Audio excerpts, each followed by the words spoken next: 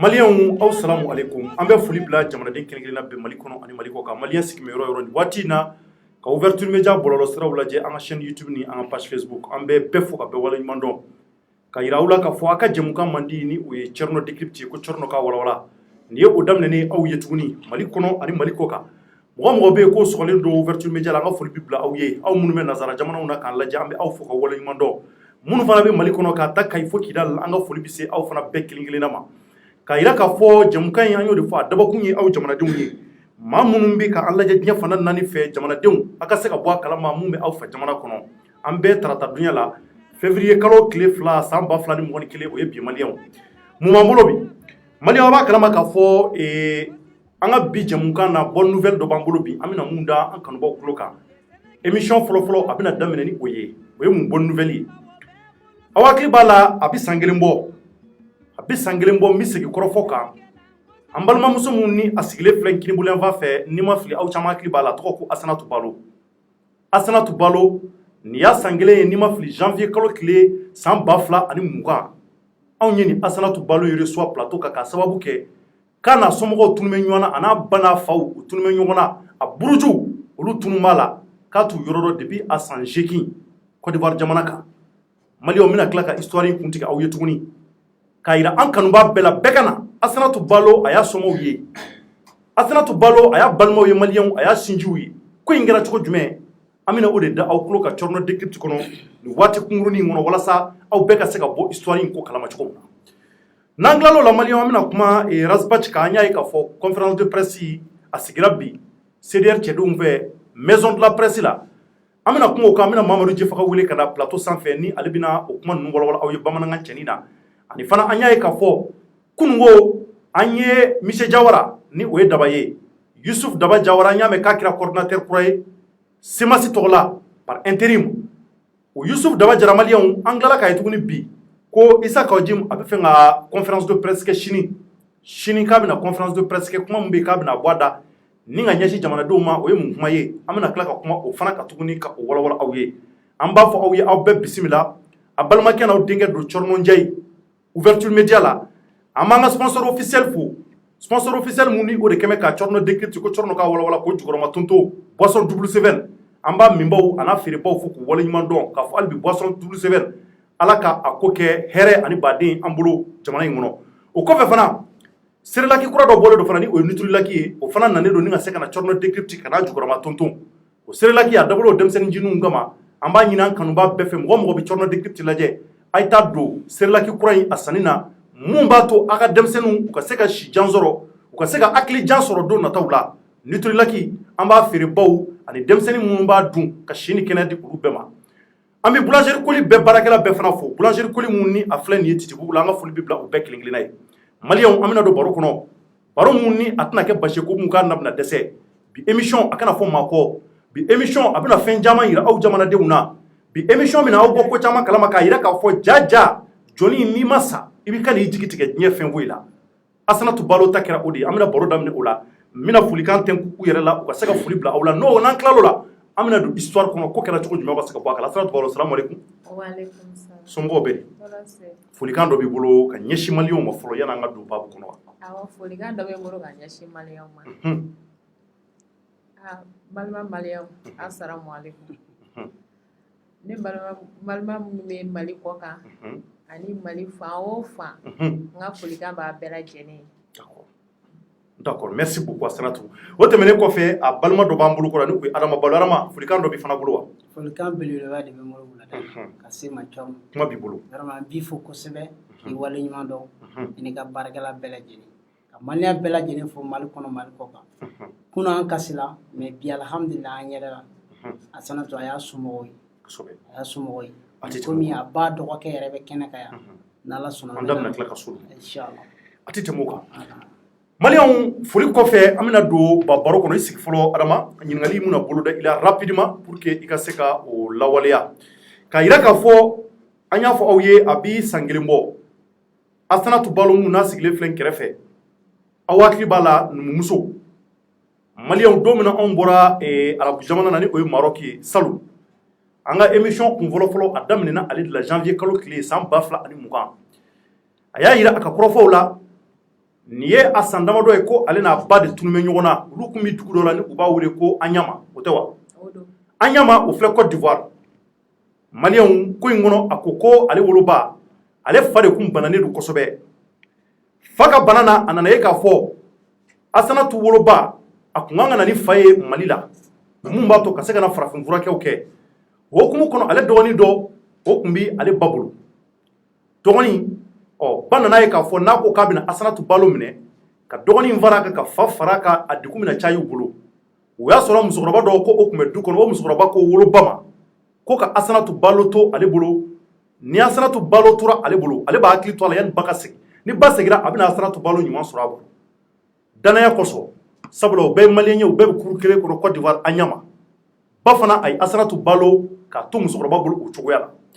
o tɛmɛnen kɔfɛ musokɔrɔba de filɛ ka na ni Asanatu balo wolofa ye Mali la ka na furakɛli kɛ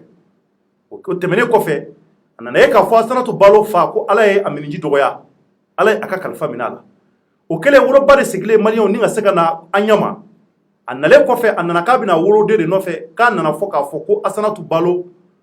den mun ni a tora musokɔrɔba ko musokɔrɔba ko k'a fatura ni o tun ye Asanatu balo ye Ala ka sini kɛnɛ d'a ma ale de filan kɛrɛfɛ yan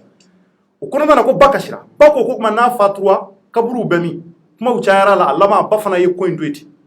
ko nanen kɛ a da donna na cogo min na k'a walawala n ye ko de nana bonya ten nka Asanatu yɛrɛ ko k'ale ka kɔrɔfɔ la ko a bɔlen b'a fɛ musokɔrɔba in ye ale de ta k'ale di cɛ min bɛ yen k'a taara ale di maa minnu bɛ trafic danfan kɛ ka denmisɛnninw da ni ka t'u feere ka denmisɛnninw da ka t'u bila kɛwale juguw la ka denmisɛnninw da ka t'u bila kojugu la kojugu minnu bɛ yen k'u ka diɲɛlatigɛ ɲɛnabɔli a bɛɛ bɛ don bɔgɔ la Asanatu taara bila o maa dɔ de ka bolo kan Asanatu ko olu caman tun bɛ sokɔnɔna la ko denmisɛnnin baden de tun bɛ bon kɔnɔ denmisɛnnin minnu tun bɛ bon kɔnɔ k'olu tun ka ca k'u tun bɛ dɔw bugɔ u tun bɛ dɔw ci joli la u tun bɛ dɔw cɛ ka sɛni don u tɛgɛ la ni k'u don mobili kɔnɔ ka taa n'u ye k'ale ye u bɛɛ ye o y'a sɔrɔ ale bɛ san joli la san 8 bɔɲɔngo o kɔnɔna na Asanatu k'a ka kɔrɔfɔ la ko don dɔ de kɛra la da de balila ka yɛlɛ denmisɛnnin dɔ y'a ye k'a fɔ ko da yɛlɛmɛ o balila ka da yɛlɛ denmisɛnnin fɛn bɛ kɔnɔna na bɛɛ yɛrɛ ɲini olu bolitɔla jaja maa dɔ tun bɛ sanfɛ mun b'a la ka hakili to denmisɛnnin ninnu ka lakanako la walasa u kana se ka boli faamaw kana bɔ a kalama k'a fɔ k'olu bɛ trafic danfan de la jamana in kɔnɔ ni o ye Côte d'Ivoire ye o kɔnɔna na maliyɛnw Asanatu k'a ka kɔrɔfɔ la o don a ko k'olu bɛɛ bolila ka bɔ denmisɛnnin baden de bolila ka bɔ bon in kɔnɔ ni k'u yɛrɛ ɲinitɔ kamalen mun n'a tun bɛ biri sanfɛ ko marifa de tun b'a bolo k'a ye marifa ci walasa denmisɛnninw kana se ka tila olu bɛ kɛwale jugu mun na faamaw kana se ka bɔ a kalama n'o ye Ivoiriyɛnw ka faamaw ye o kɔnɔna na ko dɔw tilala ka marifa ye dɔw sɔrɔ u sen na dɔw bɔra ka bin dɔw sara nka Ala ye ale kisi ko bali kɔni ye ale sen sɔrɔ a don a y'a sen jira an na joli fɔn tun b'a la a ko ale bolila ale nana se gudɔrɔnda la ale bɔra ka bin joli ale dɛsɛ ale bɛnnen ale kɔni sunɔgɔra ale ma bɔ diɲɛ fɛn foyi kalama o kɔnɔna na k'ale balila k'a ɲɛ yɛlɛ k'a yɛrɛ sɔrɔ maa dɔw ka sokɔnɔna na olu kɛmɛ ka furaw bala ale la ka se k'ale furakɛ ale ye o ye dɔrɔn ale kulela a jatigɛra a b'ale ɲɛna k'a fɔ maa minnu kɛmɛ ka olu minɛ nin ye o dɔ ye maliyɛnw Asanatu k'a ka kɔrɔfɔ la k'o don olu y'ale hakili sigi ale donna histoire la k'a ɲɛfɔ olu ye o maa ninnu an b'olu fɔ k'u waleɲuman dɔn a ka kɔrɔfɔ la a ko k'u y'a jukɔrɔma tonto mun b'a to a ka se k'a mansaw ye a ka se k'a somɔgɔw retrouver u y'ale tɛgɛ minɛ ale kɔni hakili tora la k'a fɔ k'ale somɔgɔw tun bɛ quartier dɔ la n'u bɛ quartier min wele ko Agnama o tɛ wa u y'ale tɛgɛ minɛ ka taa n'a ye nka o y'a sɔrɔ la Asanatu minɛna san 8 i ko k'i ye san joli kɛ yɔrɔ in kɔnɔ ne mɛnna yen kosɛbɛ i mɛnna yen fo k'i kɔrɔbaya i kun ko k'i ye san 16 bɛɛ sɔrɔ yen k'ale kɔrɔbayara yɔrɔ in na yen kosɛbɛ o y'a sɔrɔ u trafic danfan de don ale minɛnen a sɔrɔ ale ye san 16 sɔrɔ maa minnu ye ale ladon maliyɛnw ko u y'ale ta tɛgɛ ma ni ka taa n'a ye a somɔgɔw tun bɛ yɔrɔ min na ale hakili tun b'o la k'a sɔrɔ a bɛ san 8 na k'u taalen yen nɔ a fɔra ko maa minnu bɛ du in kɔnɔ k'u bɛɛ yɛlɛmana k'u taara Mali la musokɔrɔba minnu bɛ du in kɔnɔ a musokɔrɔba fana yɛlɛmana Mali kɔnɔ ko ɲɛɲininiw bɔra a kalama k'a fɔ musokɔrɔba in bɛ quartier dɔ la Mali kɔnɔ yan k'a quartier tɔgɔ Kanajigila Bamako kɔnɔ yan maliyɛnw makaritɔ ko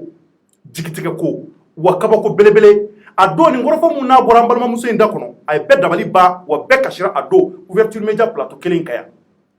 an ka wulikajɔw la Asanatu ko u bɔlen a kalama k'a fɔ ko musokɔrɔba in nana Kanajigila ko ale ye wulikajɔ kɛ maa minnu y'ale ladon k'ale bɛrɛbɛrɛ u y'ale dɛmɛ ale ye biye tigɛ ka don kari kɔnɔ k'a kunsi yɔrɔ jumɛn ma ba Maliba spécialement Bamako k'ale selen Bamako yan a ye ɲininkali kɛ k'a fɔ ko kanajigila bɛ min o y'a sɔrɔla musokɔrɔba in dɔgɔ a y'a tɔgɔ ɲɛ sɔrɔ a yɛrɛ tɔgɔ n'a jamu a furucɛ tɔgɔ a y'olu sɔrɔ a selen kanajigila Asanatu ka kɔrɔfɔ la k'ale ɲɛɲini kɛ ka wulikajɔw kɛ ka sɔgɔbɛli kɛ mun b'a to a bɛ se ka bɔ denbaya in kalama cogo mun na ko dɔ y'a yira la k'a fɔ ko musokɔrɔba mun ɲini k'a tɔgɔ fɔ ne b'a dɔn a kɛra sababu ye a ye musokɔrɔba in retrouver a kɛlen ka musokɔrɔba in ye o y'a sɔrɔ Asanatu tun bɛ san 16 fo san 17 bɔɲɔnko k'ale ye musokɔrɔba ye ale kasira a ye musokɔrɔba in ye dɔrɔn ale ɲɛna tunun na ale ko ne ba i hakili bɛ n na wa musokɔrɔba ko a hakili t'i la a ko musokɔrɔba ma a don i ye den mun da ni a woloba nana Mali la n'a y'a kalifa i la i taara n di maa dɔ ma o taara n'i ye kunkolotigɛyɔrɔw la maa minnu bɛ denmisɛnninw maltraité k'u lajaba o kɔnɔna na ko musokɔrɔba in jɔlen ko ji cira a ɲɛ k'a kasira o y'a sɔrɔla a ko a ka kɔrɔfɔ la ko musokɔrɔba in ani an fa dɔ bɛ yen ko ani o mun ye bɛnbɛnbɛn kɛ ni den dir'o ma k'o fana tun bɛ a don a ka kɔrɔfɔ la o don kelen la o tɛ wa ko cɛ in ko kɔrɔfɔ kɔnɔ cɛ in ko kɔrɔfɔ kɔnɔ k'a fɔ ko Asanatu kana kasi k'a b'a woloba yɔrɔ dɔn Mali la yan k'a woloba bɛ yɔrɔ jumɛn a somɔgɔw bɛ yɔrɔ jumɛn k'o ye Mali yɔrɔ dɔ ye n'u b'a wele ko Ɲɔnɔ dans la région de Ségou Sikɔrɔ ani Balazando k'a balimaw bɛ yen ale nisɔndiyara ale kɔni bolo k'a fɔ ale y'a woloba retrouver a y'a buruju retrouver a y'a balimaw retrouver san dan kɔfɛ a balima minnu n'anu kun tunna ɲɔgɔn na an'u ye Mali la ale y'a ka minɛnw fara ɲɔgɔn kan Maliyɛnw y'u kunsi yɔrɔ jumɛn ma ni o ye Ɲɔnɔ ye Asanatu ka kɔrɔfɔ la o don u donna kari kɔnɔ k'u kunsi Ɲɔnɔ ma k'olu selen Ɲɔnɔ k'a bɛnna fitiri donya ma a fitiri waati olu kɔni sera ale kɔni nisɔndiyara nka ale nana ye k'a fɔ cɛkɔrɔba in taara ale bila bon mun kɔnɔ o bon in kɔnɔna ale y'a ye k'a fɔ muso tɛ yen cɛ tɛ yen ale ko cɛkɔrɔba e nana ne bila du mun kɔnɔ ne fa ni n ba bɛ min ko cɛkɔrɔba k'a hakili sigi ja ko cɛkɔrɔba in kun bɛ ka bɛnbɛnbɛn sigi a taara ale di cɛ dɔ de ma cɛ mun bɛ yen ko o y'ale furu k'a sɔrɔ furu mun bɛ yen a ma k'ale ka yamaruya kɔnɔ ale yɛ taa kalama cɛkɔrɔba in k'a ko ale ma k'a k'a hakili sigi ale ma bali foyi la cɛkɔrɔba nana tunu a t'a yɔrɔ dɔn kamalen mun bɛ du in kɔnɔ a ko kamalen ma cɛkɔrɔba bɛ min ne ni cɛkɔrɔba mun bɔra Bamakɔ n'a ko k'a bɛ na ne woloba ani wolofaw yira n na n buruju yira n na a bɛ min ko cɛ ko o tuma e t'a kalama wa k'a ko k'o ye mun ye cɛkɔrɔba in nan'i di ne ma furu la de a ye di man k'i furu wa ne fana y'i furu i ye ne muso de ye à partir d'aujourd'hui Asanatu a ma kɛ ten o don Asanatu ko k'ale kasira Ɲɔnɔ kɔnɔ ale tɛ maa dɔn Mali la a tɛ fa dɔ yan a nana woloba n'a wolofa ɲini ko o nana k'a bolo nin ye a ko Ɲɔnɔ dugu kɔnɔ a don jigitigɛ kɔtɔn ani makaritɔ ko ale kasira Maliyɛnw k'ale kasira ka Ala wele k'ale jigi di Ala ye ale nana to cogoya la cɛ mun ni o tun y'ale furu taayɔrɔ t'ale la jigiyɔrɔ t'ale la a taara a b'a fɔ maa mun ye ale nana don baaramisɛnninw na Ɲɔnɔ dugu kɔnɔ walasa a bɛ se k'a ka musakaw sɔrɔ cogo min na ni o ye finiko ye ale tun bɛ finiko de kɛ Ɲɔnɔ kɔnɔ ale ni cɛ nana kɛ ɲɔgɔn fɛ a t'a dɔn a bɛ taa yɔrɔ yɔrɔ ale ko sisan ko in kɔni kɛra tan ne bɛna laban tuguni ka furu in parce que balima tɛ ne la n bɛna to cɛ in bolo a ka furu la n k'a lajɛ n'a sɔrɔ n ka hɛrɛ b'o la don nataw la ni n sera ka mansaw ye o hukumu kɔnɔ Asetu ko a ka kuma la Asanatu ko k'ale ye den sɔrɔ cɛ in bolo nka ko cɛ in tun b'ale ti a tun b'a mafiya a tun bɛ don ni walimusow ye sokɔnɔna na ale ɲɛ bɔsɔlen ɲɛna ale nana ye k'a fɔ nin ko in bɛ ka continuer malgré que ale y'a jigi da nin ko in kan ale nana denw minɛ Maliyɛnw ni ka tila ka tunu tuguni k'a yɛrɛ ɲini ko in kɔnɔ ko in yalaw nana caya Maliyɛnw a don Asanatu balo ka kɔrɔfɔ la a sigilen filɛ n kɛrɛfɛ a ye kuma caman fɔ an bɛɛ kasira ouverture média kan yan a y'a yira k'a fɔ k'ale ni cɛkɔrɔba in kɛlen ka ɲɔgɔn ye tuguni k'ale kɔni bolila ka na Bamakɔ yan a fɔra ko cɛkɔrɔba in ko Yoroso o tɛ wa Yoroso tɛ Sirakola i ko k'i taara Sirakola fana i taara cɛkɔrɔba ɲini k'a k'i ba n'i fa yirila Ala n'a kira kama o kɔfɛ k'a tilala ka segin ka na Bamakɔ tuguni kana jigila kana musokɔrɔba in nɔ a nanen musokɔrɔba in nɔ musokɔrɔba in y'a yira k'a fɔ k'i woloba n'i wolofa tun bɛ to ka na yan nɔ ko kan'a fɔ ko ne den bɛ min ne den bɛ min o tɛ wa nka Maliyɛnw a nana kɛ mun ye Asanatu y'a cɛsiri la famille balolaka minnu ka du bɛ Bamakɔ kɔnɔ ni o ye Adama yɛrɛ sigilen filɛ an bɛna tila ka kɔrɔfɔ d'a ma olu de filɛ ka don Asanatu Balo jukɔrɔba tonto k'a yira k'a fɔ médiaw bɛ yan anw kɔni ye famille Balo ye nka n'an ka taa média kan an b'a essayer ka médiatiser réseaux sociaux kan maa minnu mana i somɔgɔw ye u ka se ka an bɔ a kalama cogo min na o don de Maliyɛnw ni Asanatu Balo ye ɲɔgɔn dɔn nka à travers madame Bassoum Fatumata Traoré an b'a fɔ ka waleɲuman fɔ Maɲanbugu olu de sababu y'a to an Asanatu Balo sera ka ɲɔgɔn sɔrɔ Maliyɛnw k'a taa don na anw ye vidéo kɛ vidéo kɛlen kɔfɛ Mali kɔnɔ yan an ye vidéo cari aw minnu bɛ ka ne lajɛ diɲɛ fan 4 fɛ bɛɛ ye Asanatu Balo ka vidéo cari an ye vidéo kɛ ka photo kɛ ka photo fana bila k'a cari diɲɛ fanda 4 fɛ ka ala deli kɛ bɛɛ fɛ bɛɛ kasira don wa bɛɛ photo in partager nka maliyɛnw ala y'an ka duwawu jaabi bi Asanatu Balo a sɔmaw yira Asanatu Balo balimaw yira à travers k'a ye vidéo mun partager ouverture média kan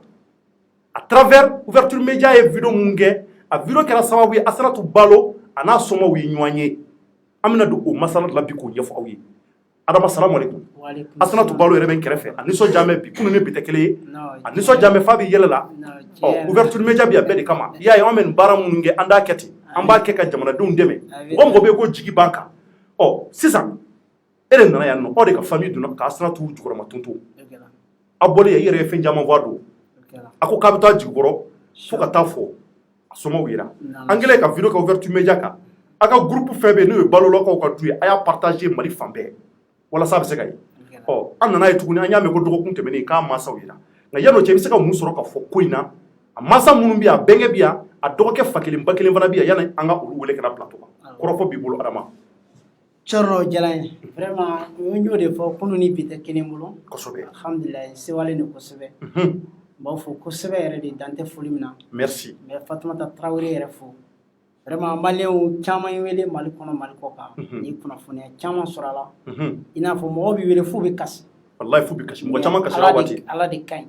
a bɛ kɛ o don tun ye o don ye bi fana ye bi de kosɛbɛ an ka laɲini tun ye a ka se ka ye mais vraiment a ka wulikajɔ nin kama parce que vidéo de kama Asanatu somɔgɔw yela a tɛ tɛmɛ o kan somɔgɔw yela vidéo in kɔsɔn min yɛrɛ ye Asanatu ye ka ko kunkun na ɲɛɲɛ bɔ ɲɔgɔn na a fana tɔgɔ ye Adama Balo a sigiyɔrɔ bɛ Buwake nin wagati in na Buwake a sigilen bɛ Buwake o de ye aw wele o de y'an wele bon fana ta dɔgɔkɛ de bɛ yan Mali la yan Mali la Asanatu yɛrɛ n'a somɔgɔw bɛ ɲɔgɔn kan Sabalibugu n'o tɛ ɲɔgɔn dɔn aw kun bɛ ɲɔgɔn kan Sabalibugu a n'a somɔgɔw dɔw bɛ ɲɔgɔn kan Sabalibugu mais u tɛ ɲɔgɔn dɔn Allahu akbar Allahu akbar mais ala barika la komi ko nana dan kɛnɛmaya ka yan kun bɛ ka min ɲini o de ye nin ye vraiment Dieu merci aujourd'hui an bɛɛ ye ɲɔgɔn ye wa somɔgɔw bɛ yen a ba dɔgɔkɛ bɛ yan a yɛrɛ baden dɔgɔnin bɛ yan a tɛ tɛmɛ o kan donc ko in kɛra cogo min na an bɛna bɛnkɛ reçoit sa plateau kan an bɛ aw yɛrɛ fo Adama an b'i fo an bɛ Salimata fo ni o ye dɔgɔmuso ye an bɛ famille Balo bɛɛ fo Sabalibugu la aw ka cɛsiri de kɛra sababu ye Asanatu Balo y'a sɔmɔ ye Asanatu Balo yanni an ka se ka i bɛnkɛ reçoit ale bɛna don histoire la i retrouvera cogo min na nisɔndiya jumɛn b'e la bi c'est à dire que kunun ni bi tɛ kelen i kasira plateau in kan yan i kasira dɛ aw taara polisisow la musokɔrɔba taara ko musokɔrɔba ma sɔn ka i ba yira i yɛrɛ y'a yira k'a fɔ ko vraiment e bɛ fɛ k'i ba ye san 20 ni joli e ye san 27 de sɔrɔ i t'i fa dɔn i t'i ba dɔn i bɔra maa minnu na i t'u si yɔrɔ dɔn wa bɛɛ dabali ban an bɛɛ kasira i fɛ yan nɔ nka bi k'i somɔgɔw ye a diyara n ye kosɛbɛ donc an bɛna don an bɛna i bɛnkɛ reçoit a nisɔndiya jumɛn b'i la tiɲɛ yɛrɛ la nisɔndiya in tɛ fɔ ka ban i b'i kan kɔrɔta kosɛbɛ tiɲɛ na nisɔndiya in tɛ fɔ ka ban walahi a tɛ fɔ ka ban ni kɔni bɛ n dɛmɛbagaw bɛɛ lajɛlen fo minnu bɛ Mali kɔnɔ yan minnu bɛ Mali kɔ kan n bɛ bɛɛ lajɛlen fo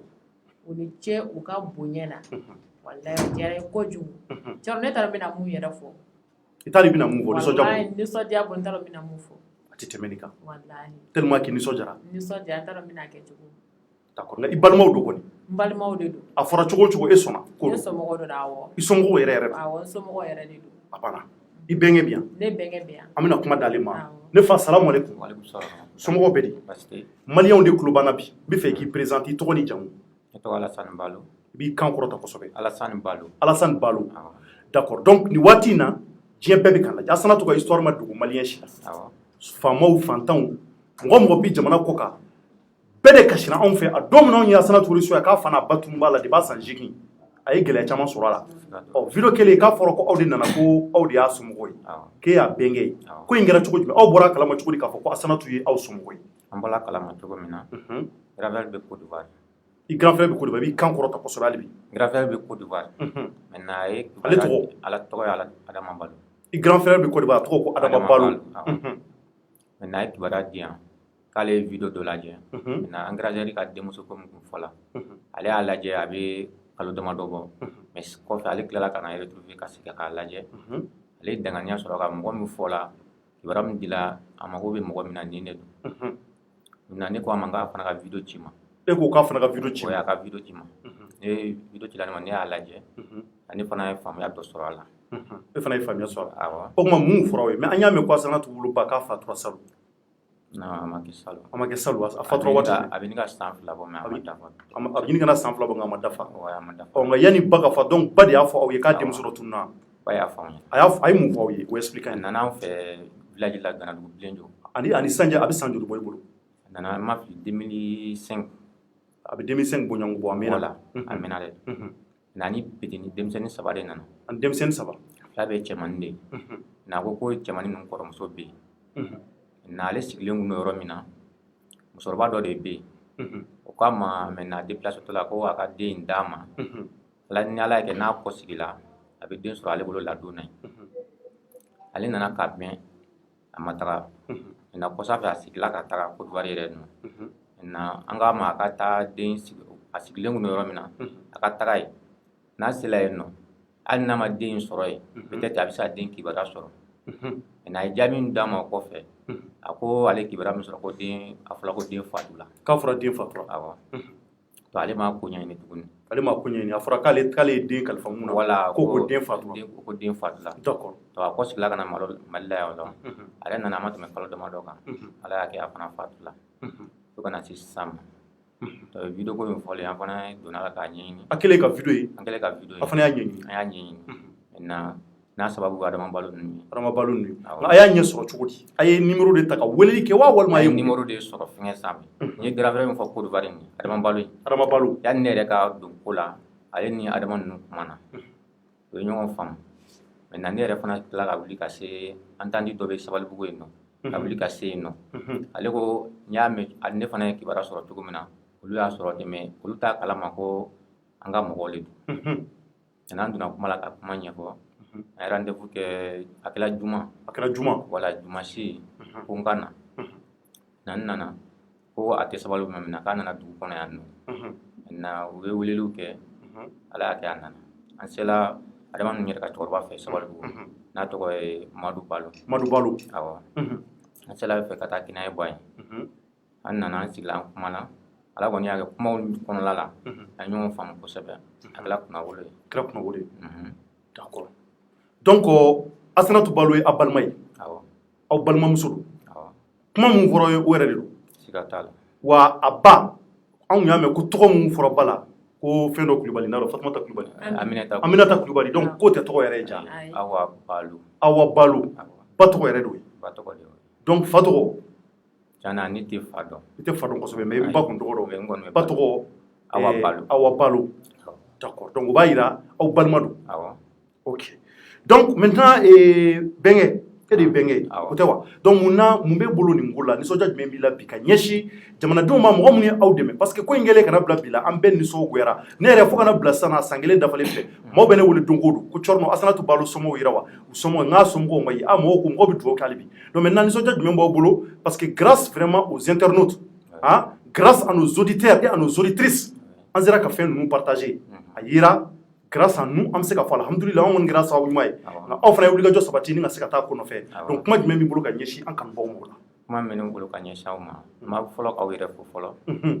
n'o ye Adama Balo ninnu fana an bɛ m'olu fo n bɛ maliyɛn bɛɛ lajɛlen fo Mali kɔ kan Mali kɔ kan Mali kɔnɔ yan Mali kɔ kan n bɛ bɛɛ lajɛlen fo d'accord n bɛ dugawu kɛ bɛɛ lajɛlen ye ala ka bɛɛ sara i ka ɲɛ na amina yarabi fɛn o fɛn dɛmɛ kɛ n bɛ bɛɛ sara ala ka bɛɛ sara i ɲɛ na amina yarabi ala k'an sɔn sabali la ala k'an bɛɛ kisi a ɲɔgɔnna ma amina ka taa ka adamaden tɛ fɛn den ye adamaden ka bon fɛn sugu dɔw ma kosɛbɛ mais fɛn o fɛn ni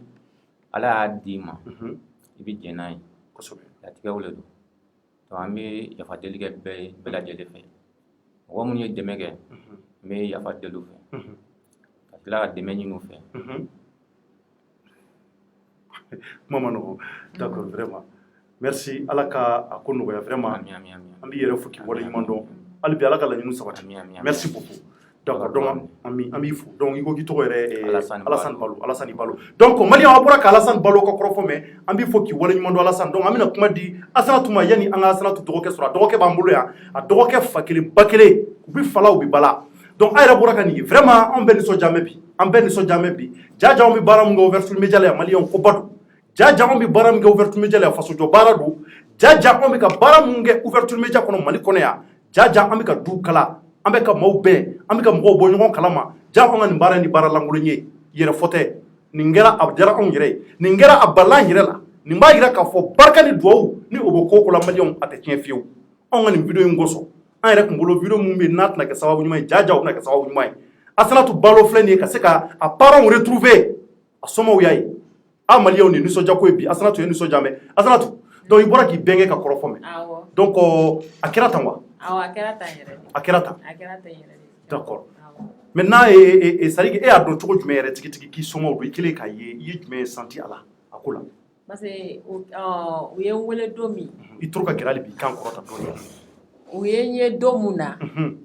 u ye n wele ka na an bɛ ɲɔgɔn sɔrɔ Salibalo ninnu fɛ yen Salibalo ninnu fɛ yen awɔ an taara an y'a kuma kɛ bon ne bɛnkɛ ko ne ba taara Kanajigira siɲɛ 3 musokɔrɔba in fɛ yen ko musokɔrɔba ko ne fatura bon kɔnɔna na kuma nana ta ne ye fɛn o fɛn fɔ yan olu fana segira a bɛɛ kan olu fana segira a bɛɛ kan donc c'est à dire que kumaw ye ɲɔgɔn bɛɛ awɔ kumaw ye ɲɔgɔn bɛɛ a bɛɛ kɛra kelen ye o de ye fɛngɛ o de ye da la o de ye da la a tɛ tɛmɛ o kan d'accord donc Assanatou Ballo dɔgɔkɛ b'an bolo yan nɔ nin bɔra fo Buguni ka na k'i dɔgɔkɛ nin ko sigi bɛ baara la Buguni o tɛ yan awɔ a bɛ Buguni nin dɔgɔnin ye fa kelen ba kelen i ko k'i nin da bɛ kan i ko k'i ba taara ka mun to ko sinji la o ye nin o de ye nin ye wa aw bɔlen don surtout que e jɛlen don dɔɔni dɔrɔn Derekɛ ça va e yɛrɛ ɲɛ kun bɛ dɔɔni dɛ i toro ka gɛrɛ voilà Balokɛ ça va somɔgɔw bɛ di taa fɛn t'i la i tɔgɔ ni jamu Isa Ballo e fana ye numu ye a tɛ tɛmɛ nin kan o kɔrɔ k'an bɛ numu ka so bi donc maintenant Assanatou Ballo k'i kɔrɔmuso don n kɔrɔmuso don nin kuma in delila ka fɔ e ye wa bon ne kuma kuma fɔ ne fɔlɔ a kuma f'i ye fo sisan n'i bɔra histoire kalama donc e woloba fatura yan'a ka nin ɲɛ f'i ye nka i bɛnkɛw tun b'a kalama bon o kuma fɛn fɔ ne u tun ma fɛn f'i ye nka bɛnkɛw kun kɔni tun b'a kalama yarɔ d'accord donc maintenant e b'i Buguni de o de fɔra ne bɛ Buguni i bɛ Buguni d'accord i bɛ mun na yen nɔ i bɛ ka mun kɛ Buguni i bɛ baara la yen n bɛ feere de kɛ commerce d'accord i kɛlen ka Assanatou nisɔndiya ko jumɛn nana e yɛrɛ kan nisɔndiya jumɛn nana i kan bon nisɔndiya min nana ne kan n tɛ se k'a fɔ ka s'a dan na parce que yanni n ka kuma fɔlɔ mun ni kɛra sababu ye ka Assanatou ladon ka na se fo bi ma n bɛ foli d'olu yɛrɛ ma fɔlɔ parce que mɔgɔninfinya ka gɛlɛn n'i y'a ta k'a lajɛ bi mɔgɔya bilama ka mɔgɔ ladon fo ka na se bi ma ka tigi ɲina la fo ka na tigi ye wallahi foli belebeleba olu yɛrɛ ta ye kosɛbɛ n'o bɔra wagati min na n bɛ sɔrɔ ka Assanatou yɛrɛ n bɛ sɔrɔ k'a fɔ a ka wuli ka jɔ la parce que a y'a fɔ cogo min na depuis 2007 a bɛ ka anw ɲini ko fɔ a ɲɛ ka depuis 2005 sa voilà depuis 2005 bon ala tora ka kɛ la an ye ɲɔgɔn ye o kɔni nisɔndiya baden de bɛ ne kan d'accord a tɛ tɛmɛ o kan donc maintenant Assanatou balima wɛrɛ b'aw la i dɔgɔnin kelen pewu de don wa ale dɔrɔn de bɛ yen cɛmanin 3 de don ne de ye fɔlɔ ye nin de ye fɔlɔ ye donc fitinin tɔw bɛ yen olu bɛ yen nɔ olu bɛɛ bɛ Buguni walima olu bɛ Sabalibugu kelen bɛ yɛrɛ kɔrɔ Buguni kelen b'i yɛrɛ kɔrɔ Buguni kelen bɛ Côte d'Ivoire d'accord donc o b'a yira e nisɔndiya mɛn bi dɛ nisɔndiyalen don kosɛbɛ d'accord donc balimaw ye ɲɔgɔn retrouver c'est très important donc émotion vraiment émotion ka bon kosɛbɛ donc maintenant Assanatou aw bɛna mun kɛ sisan i ni balimakɛ bɛna mun kɛ aw ɲɛ bɛ ɲɔgɔn na maintenant vous êtes content a y'aw tɛgɛ di ɲɔgɔn ma sa pour que an k'a dɔn k'a fɔ ko aw de bɛ plateau kelen kɛ aw tɛgɛ di ɲɔgɔn ma c'est très important donc maliyɛnw vraiment an yɛrɛ vraiment an bɛɛ fari fagara bi balimaw de filɛ ka ɲɔgɔn retrouver à peu près plus de 20 ans san 20 kɔfɛ u tunu bɛ ɲɔgɔn na u ma deli ka ɲɔgɔn yɛrɛ réseaux sociaux a yɛrɛ bɔra ka nin dɛ réseaux sociaux kosɔn u ye ɲɔgɔn ye bi donc a tɛ tɛmɛ nin ka barika ala ye Assanatou aw bɛna mun kɛ i ni dɔgɔkɛ bɛna mun kɛ sisan aw bɛna ɲɔgɔn retrouver aw bɛna taa famille la aw bɛna mun kɛ i bɛna mun kɛ n'u ye sisan tiɲɛ nisɔndiya fɛ ne t'a dɔn n bɛna mun yɛrɛ fɔ e t'a dɔn i bɛna mun fɔ wallahi nisɔndiya fɛ tellement k'i nisɔndiya mɛn wallahi n t'a dɔn n bɛna mun yɛrɛ fɔ yɛrɛ wallahi a tɛ tɛmɛ nin kan a tɛ tɛmɛ nin kan donc mais malheureusement i ma se k'i ba retrouver nka buruju kɔni yira i dɔgɔkɛw yira donc vraiment o ye koba ye o tɛ d'accord i furulen don wa Isa ma furu muso t'i bolo fɔlɔ ayi i kan k'i teliya ka muso furu joona walasa a ka occuper Assanatou la parce que Assanatou de bɛna fɔ aw ba sisan o tɛ tiɲɛ aw woloba kɔni ala y'a ka kalifa an bɛ dugawu ala ka hinɛ a la nka Assanatou de y'aw ba ye mais e kɔrɔtɔ ne ka muso furu e bɛ san joli bɔ bon n bɛ san 22 bɔ san 22 e sera muso furu e ma k'i bɛ baara la wa n bɛ baara la i bɛna furu waati jumɛn bon komi baara sigila a ma mɛn kosɛbɛ a ma mɛn kosɛbɛ n bɛ fɛ ka to yen a ka sinsin ka ɲɛ a ka sinsin ka ɲɛ kosɛbɛ o la n'o kɛra i bɛ sɔrɔ ka muso furu n bɛ sɔrɔ ka muso furu a tɛ tɛmɛ nin kan mais numu filɛ muso jɛmanw de ka d'u ye mais e ta ye jumɛn finman de ka di walima jɛman de ka di ye bon n'ala ye min latigɛ Yala mun latigɛ ɲɛsi caméra ma yala mun latigɛ quoi Yala min latigɛ mota donc jɛma ka di fima bɛɛ kelen ye a bɛɛ kelen ah Fulani dɔ kana hinɛ a la dɛ kana hinɛ. a kana ɲinɛ d'accord donc maliyɛnw a bɔra ka nin ye vraiment nin ye koba ye a y'a partager Asanatu balo a y'a somɔgɔw ye a y'a balimaw ye nin ye koba ye nin nisɔndiya ko ye nin ye bonne nouvelle de an bolo bi Asanatu mun nana a fa n'a baw a somɔgɔw tunna ɲɔgɔn na ale yɛrɛ de wulikajɔ sabati ka gɛlɛya caman sɔrɔ ka taa fo ɲɔnɔ fo kana se bi ma maintenant Asanatu maa minnu kɛra sababu ye n'i ko i taara musokɔrɔba in fɛ kanajigi la i b'u ɲɔgɔn kalama wa Bon ani musokɔrɔba in tɛ ɲɔgɔn kalama parce que kabini ko in kɛra an taara tribunal la tribunal ko ko tɛmɛna san 10 kan Mali kɔnɔ yan k'o tɛ se ka ɲɛnabɔ parce que k'a tɛmɛna san 10 kan k'a tɛmɛna san 10 kan k'a se ka jugement tɛ se ka k'a la k'a nin ye mɔgɔ faga Mali la ka taa jamana wɛrɛ ka taa san 10 kɛ n'i nana i tɛ datugu o ko ten donc o kɛra yɛrɛ ne fana ye Ala yɛrɛ minɛ a ko e fana yɛrɛ k'i doni jigi ne ye doni jigi k'a da Ala kan d'accord nka vraiment n'u ye nin ye bi u yɛrɛ kamana bɛ gan vraiment o tɛ donc l'essentiel c'était ça ka i parents retrouver o de kɛra bi o tɛ wa donc maintenant kɔrɔfɔ laban jumɛn bi i fana bolo nin na en même temps an bɛ tila ka numéro fana bila maa minnu bɛ fɛ ka weleli kɛ pour vous remercier parce que minnu ye weleli kɛ ka kasi il faut ka weleli kɛ bi k'ale ka yɛlɛ de o tɛ wa parce que caman ye weleli kɛ u bɔlen plateau kan yan i bɔlen plateau kan ye numéro di mɔgɔw kasira ka kasi États-Unis France fan bɛɛ donc bi numéro kelen bɛna bila tugun ka weleli kɛ ka yɛlɛ donc nisɔndiya ko kɔni kɛra bi mun b'i bolo bi ka kɔrɔfɔ laban na kɛra mun bɛ ne bolo ne balima maliyɛn minnu bɛ kɔ kan n bɛ foli bila o bɛɛ lajɛlen na mun ye ne Asanatu dɛmɛ balima minnu bɛ Mali kɔnɔ yan fɛn o fɛn Mali kɔ kan jamana fan o fan n bɛ foli k'a bɛɛ lajɛlen ye u ni ce u ka dɛmɛ la u ni ce u ni baraji minnu se kɛra fɛn o fɛn ye dugawu ni fɛn ninnu cɛ na m'u fo m'u barika da yarabi Ala ka tunga diya n balima silamɛ bɛɛ lajɛlen na Ala ka tunga diya u la Ala k'u kisi tunga janfa tɔɔrɔ ma Ala k'u garisɛgɛ foni Ala ka dugawu minɛ Isa kɔrɔfɔ laban dɔ b'i fana bolo nin ko in na parce que i bɔra fo Buguni a ko kama tellement k'i nisɔndiya k'i ye quart d'état bi sɔgɔmada in na k'i ka baara bila ka na fo Bamako Buguni Bamako ka taa kilo 100 na k'i bɛna nin kuma dɔ in kɛ ka se ka mɔgɔw wale ɲuman dɔn ka bonya kɛ ka ɲɛsin mɔgɔw ma kɔrɔfɔ laban jumɛn b'i bolo ka ɲɛsin jamanadenw ma bi bon tiɲɛ yɛrɛ la fɛn video fɛn ma video ye n ka foli b'a bɛɛ lajɛlen ye minnu y'an dɛmɛ nin ko la an bɛ Ala deli yarabi Ala k'u sara an bɛ Ala deli Ala k'aw yɛrɛ sara aw ka baara la amin an bɛ ka fɛn ɲini Ala fɛ Ala ka bɛɛ lajɛlen nɔgɔya n balimamuso kɔni yɛrɛ tiɲɛna a diyara n ye kosɛbɛ mais yarabi n bɛ ka fɛn ɲini Ala k'an bɛɛ kelen ma amin yarabi Ala ka dugawu minɛ Asanatu numéro dɔ b'aw bolo a bɛ sɔrɔ mun na awɔ Adama ka numéro bɛ yen d'accord donc an bɛ Adama ka numéro bɛ yen donc Adama k'a di vraiment an ka technique mɔgɔw ma walasa an bɛ se ka numéro di mɔgɔ bɛ se ka weleli kɛ pour que ka se ka aw féliciter ka dugawu kɛ parce que bi ye donba de bi donba ye bi don man ca i ni i somɔgɔw ka tunu ɲɔgɔn na aw ka ɲɔgɔn ye bi vraiment koba don mais c'est grâce à l'ouverture média il faut k'an k'o fɔ an filɛlibaw ye anw yɛrɛ vraiment an nisɔndiyara bi donc maliyɛnw 94 u ka numéro ye 94 14 84 55 94 14 84 55 o ye numéro ye Asanatu Balo ka famille ka numéro n'o ye Adama ye donc an bɛ nin numéro in di donc ni mɔgɔ bi u la ka se ka remerciement kɛ a bɛ se ka numéro in wele donc merci à toutes et à tous an b'a fɔ hali bi a k'an bɛn waati wɛrɛ ma Asanatu an b'aw fɔ ka wale ɲuman dɔn k'a fɔ ko hali bi Ala k'a ɲɛ donc a k'an bɛn waati wɛrɛ nin nisɔndiya ko ye donc aw ni ce aw ni baraji merci beaucoup maliyɛnw a bɔra ka nouvelle mɛn a bɔra ka kow mɛn Asanatu Balo vraiment a parents kɔni retrouvera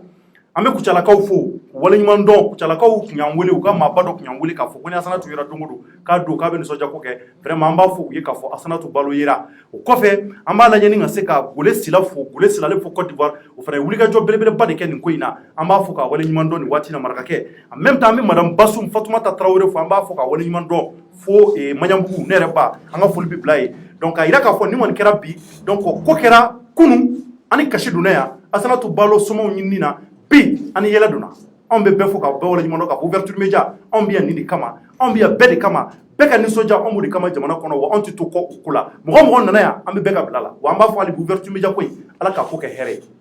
n'an tilal'o la maliyɛnw an bɛ taa sujet filanan na rapidement ni o ye Razbach ale bɛ yen en même temps Issa Kɔjimu o fana bɛ yen Issa Kɔjimu a bɔra k'a ye kunun amina débat kaka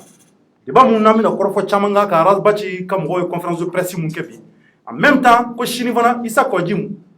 a kan ka welewele da bila kunnafonidilaw ma an y'o kɔrɔfɔw mɛn ka se ka kumakan bɔ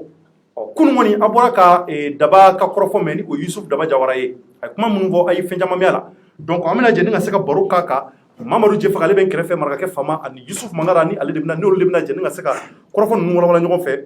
pour que a ka se ka faamuyali sɔrɔ a la Jɛfaga somɔgɔw bɛ baasi foyi tɛ taa fɛn di la quoi baasi foyi tɛ n'a la folikan dɔ b'i yɛrɛ bolo rapidement parce que temps ba t'an bolo bi n bɛ an lamɛnbaga bɛɛ lajɛlen fo mɔgɔ mɔgɔ bɛ k'an lajɛ Mali kɔnɔ Mali kɔ an ka foli b'a bɛɛ lajɛlen voilà merci beaucoup ɲɛma somɔgɔw bɛ di a ɲɛma ni kura wɛrɛ bɛ ɲɔgɔn na bi université dɔ b'u ka bɛ ɲɔgɔn na tuguni kosɛbɛ a ɲɛma ni fana mana dɔ filan yɛrɛ kali a ko ninnu ɲɛ bɛ baara yɛrɛ bon comme a kun fɔra k'i taara Turki k'i taara Tunisie ko ka taa vɛsiw san ka na donc i fana b'i ta wolo pour que lamɛnnikɛ jama ka se ka a ye d'accord folikan dɔ b'i yɛrɛ bolo wa bon Thierno folikan min bɛ n bolo o ye kelen ye k'a ye fo ka Jɛfaga fo k'an lamɛnnikɛ jama bɛɛ lajɛlen fo finalement il faut que n ka prestation mun na k'i ka plateau kan que ça soit payant quoi que ça soit payant wa i bɛ to ka ni ye invité dɔrɔn je vais te facturer problème foyi t'a la ɲɛma ala ka ko kɛ hɛrɛ ye d'accord merci beaucoup Mangara ani Yusufu donc Mali an bɛna kuma joona an t'a daminɛ Arazbachi ka conférence la bi conférence mun n'a kɛra bi maison de la presse la a b'a kalama bi sɔgɔmada in na CDR jamakulu tun bɛ ka wulikajɔ sabati Mali ni ka taa maison de la presse la ka yira k'a fɔ ko u bɛ fɛ Arazbachi ka ko olu bɛna wulikajɔ k'a ko la k'olu dalen tɛ olu sunɔgɔlen tɛ anw dara ni ka se ka taa kɛnɛ kan ka taa couverture kɛ nka même temps an sera yen fana kɛnɛ wɛrɛ la k'an sera yen fana sababu wɛrɛ la sabula anw ni Arasta an y'a fɔ a mɛnna balimaya b'an jɛ depuis CDR ma dayɛlɛ an n'a bɛ ɲɔgɔn dɔn o tɛ bi ko ye donc a ka kan an ka wulikajɔ kɛ ka se ka dɛmɛ kɛ ka dugawu kɛ ka ɲɛsin a ma nka an ko kɔrɔfɔ ninnu kɔnɔ chaque fois n'an b'a fɔ an b'a fɔ k'an bɛ to justice kɔ wa n'an bɛ fɛ Ala ka tiɲɛ bange n'an dalen b'a la donc n'an bɛ fɛ wulikajɔ ka k'a ko la joona pour que an ka se ka bɔ a ko kalama donc n bɛ ɲɛsin rapidement Jɛfaga ma n kini bolo b'a fɛ Jɛfaga e tun bɛ kɛnɛ kan bi i yɛrɛ ye kuma caman fɔ i da magara fɛn caman na i pɛrɛnpɛrɛnna i ye kumabaw fɔ kuma barikamaw kuma minnu bɛ yen ko vraiment u kun sɔn bɛ ji la kosɛbɛ Arasta ka nin ko in na an y'a ye k'a fɔ Yalikoyi ka kɔrɔfɔ la Yalikoyi ko u ye liberté provisoire de ɲini liberté provisoire ko a tɛ se ka di Arasta ninnu ma nin waati in na ko sabula k'a fɔra ko maa wɛrɛw nin bɛ ka jamana jigi yɔkɔ o jigi yɔkɔ la ko wulikajɔw bɛ sen na donc ko olu ma se ka fɛn faamuya o la donc e yɛrɛ hakili ye mun ye o kɔrɔfɔ ninnu na ouais Thierno effectivement comme i y'a fɔ cogo min na ne yɛrɛ tun bɛ kɛnɛ kan i yɛrɛ fana tun bɛ kɛnɛ kan kosɛbɛ d'abord an ka présence kɛnɛ kan n bɛ n da dɔ la i yɛrɛ dɔnni fo la an tagara barisabula an kan ka taga an ye kunnafonidila ye Arazbachi ye kunnafonidila ye o kɔrɔ tɛ k'a fɔ an bɛ k'a yira mɔgɔw la ko kɔrɔfɔ mun ou bien ko accusation mun taara ka ɲɛsin Arazbachi ma k'an bɛ k'a yira k'a fɔ ko u binna a kan o tɛ an taara de barisabula kunnafonidila dɔ i n'a fɔ an yɛrɛ bɛ kunnafoni di cogo min na donc ni kunnafonidila dɔ ye problème sɔrɔ a ka kan c'est à dire que i ɲɔgɔnna hadamadenya yɛrɛ b'o yamaruya maanifin kan ni maanifin ɲɔgɔn surtout aw bɛɛ bɛ baara kɛlɛ mun kɛ ni degun dɔ y'a sɔrɔ i ka wulikajɔ sabati a tigilamɔgɔ ye donc o de hukumu kɔnɔna la an tagara et puis o bɛɛ kɔfɛ Arasa ye mɔgɔ ye mɔgɔ min dans le passé an ye degun sɔrɔ maa caman b'a kalama a ye wulikajɔ sabati anw ye walasa c'est à dire que an bɛ se ka bɔ o degun in na cogo min na donc ni maa c'est à dire que bonya bɛ mande bonya bɛ sege bɛ mande quoi maa min ma kɔrɔlen dɔn tiɲɛ yɛrɛ la fura kura fo kun to o tigi ye donc an ka déplacement ka taa nin kɛnɛ kan an tagara fɛn fila kama a fɔlɔ an taara parce que Arazbachi ye kunnafonidila ye i n'a fɔ an ye kunnafonidila ye cogo min na a filanan an taara parce que Arazbachi a delila ka ɲa anw ma ka kɔrɔ donc c'est tout à fait normal hɔrɔnya yɛrɛ ni danbe kɔnɔna la a ka kan an ka ye CDR mɔgɔw ka kɛnɛ kan et c'est la raison pour laquelle an taara yen bi n'i y'a ta k'a lajɛ bi maa caman tun bɛ yen minnu tɛ anw ye kunnafonidila wɛrɛw tun bɛ yen Abdul Niang tun b'a kɛnɛ kan fo ka taa se maa wɛrɛw ma an y'a ye Alassane Tangara a fana tun bɛ kɛnɛ kan u ye kuma caman fɔ maintenant laɲini ye mun ye CDR mɔgɔw y'a jira k'a fɔ ko parce que nin t'u ka caravane fɔlɔ ye il faut reconnaître que wagati min na an tun bɛ an ka vacances la CDR mɔgɔw ye wulikajɔ dɔ sabati a nana bɛn ni wagati min na a bɛ ka kɛ yɛrɛ o bɛnna ni anw nalen e Thierno yɛrɛ taara kɛnɛ kan walasa ka a couverture kɛ i n'a fɔ an bɛ ko tɔw couverture kɛ cogo min na donc c'est tout à fait normal an ka ye o fana ka kɛnɛ kan k'a kɛ donc i taara a kɛnɛ kan nin t'u siɲɛ fɔlɔ ye maintenant u ye wulikajɔ mun sabati o kɔnɔna la comme Yalgo yɛrɛ y'a fɔ cogo min na u kɔni o kɔfɛ u ka avocat ye wulikajɔ sabati walasa liberté provisoire u bɛ se k'a sɔrɔ cogo min na mais a ka kɔrɔfɔ la o liberté provisoire min n'u ye laɲini sabati walasa a ka se ka d'u ma ko an ka procureur ma jɛn n'a ye maintenant u bɛna na appel de kɛ u bɛna appel kɛ cour d'appel la walasa k'a lajɛ cogo bɛɛ la liberté provisoire bɛ se ka di cogo min na ne ni caravane ta k'a lajɛ c'est vrai Arasa il faut reconnaître qu'il est le porte-parole d'un collectif c'est-à-dire que regroupement dɔ de bɛ yen Arasa o porte-parole de donc ni Arasa tɛ yen bi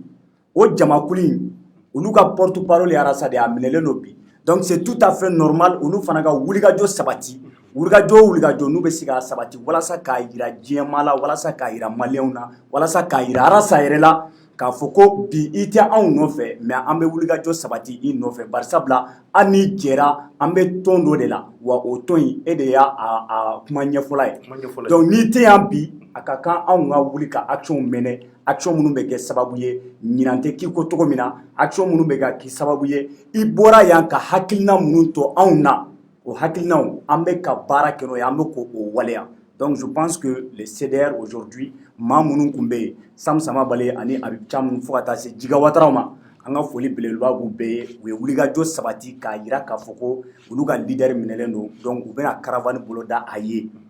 ni caravane kɔfɛ fana u bɛna action minnu mɛn n'a ye c'est-à-dire qu'ils sont dans la logique en fait u bɛ ka mun kɛ a ka kan ka kɛ quoi voilà d'accord a tɛ tɛmɛ o kan d'accord maintenant n bɛ ɲɛsin Mangara ma ɲɛma donc maintenant an y'a ye ko liberté provisoire wulikajɔ tun ye ko liberté provisoire ka se ka di Yusuf Bacili ma ni o ye Aras Baci ye donc a yirala k'a fɔ ko a fɔra ko a tɛ se ka di fɔlɔ ko sabula ko wulikajɔ tɔw bɛ sen kan k'a lajɛ maa minnu bɛ nin ko in kɔfɛ hali bi olu tɔw ka se ka dɔn fɔlɔ yanni u ka bila donc e bolo o ko bɛ cogo di. Ok, Tchorno, merci. Effectivement, bien, ni Djefaga, ouverture média Togola, vous étiez présent à la conférence de presse du CDR, le collectif pour la défense de la République, pour parler du cas de Rasbach. Bon, Nikoina, Arasta n'est pas le seul qui est. Arasta n'est pas le seul qui est détenu dans cette affaire. C'est vrai. Parce qu'on parle de déstabilisation de la transition, on parle de fragilisation de la transition. Encore te dore k'a fɔ ko an ka camancɛ fanga mun bɛ yen nɔ